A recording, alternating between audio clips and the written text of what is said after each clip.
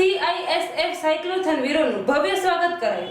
કેન્દ્રીય ઔદ્યોગિક સુરક્ષા દળ CISF દ્વારા રાષ્ટ્રીય સુરક્ષા અને એકતાના સંદેશ અને સુરક્ષિત તટ સમુદ્ર ભારત થીમ સાથે આયોજિત વંદે માતરમ કોસ્ટલ સાયક્લોથોન 2026નું ભાવનગર જિલ્લાના તળાજા તાલુકાના ગોપનાથ ગામે આગમન થયું। આ પ્રસંગે આયોજિત કાર્યક્રમમાં ભાવનગર જિલ્લા વહીવટીતંત્રના અધિકારી અને CISF ભાવનગર યુનિટના જવાનો દ્વારા સાયકલ યાત્રીઓનું ભવ્ય સ્વાગત કરવામાં આવ્યું। ગ્રામજનોએ આ સાયકલ યાત્રાને કુમકુમ તિલક કરી તથા પુષ્પવર્ષા કરી વધાવી હતી।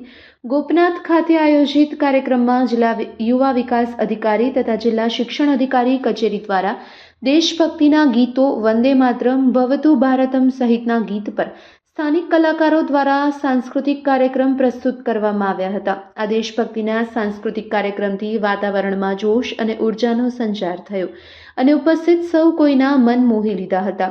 CISFના જવાનો અને ગામ લોકો વચ્ચે યોજાયેલ રમતોમાં વિજેતાઓને સન્માનિત કરવામાં આવ્યા હતા। તો 6 ફેબ્રુઆરીના સાયકલ યાત્રા ગોપનાથ મહાદેવ મંદિરથી તળાજા, કોબડી, નારી ચોકડી, ધોલેરાથી વટામણ ચોકડીના રૂટથી આગળ પ્રસ્થાન કર્યું હતું।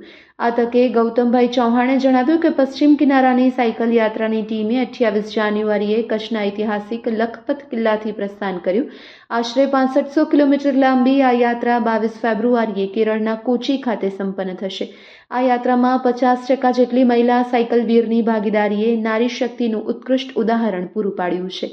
કાર્યક્રમ દરમિયાન પ્રાંત અધિકારી JR સોલંકી, જિલ્લા યુવા વિકાસ અધિકારી વિક્રમસિંહ પરમાર, CISFના વડા commandant Harendra, senior commandant BC Yadav, deputy commandant Sandeep Chakravarti, assistant commandant Shivangi, તાલુકા વિકાસ અધિકારી PN ચૌધરી, મામલતદાર ND જાની, CISFના જવાન, સાયકલવીર, સ્થાનિક અગ્રણી અને મોટી સંખ્યામાં ગ્રામજનો ઉપસ્થિત રહ્યા હતા। Report by Ejaz Shaikh, Bhavnagar.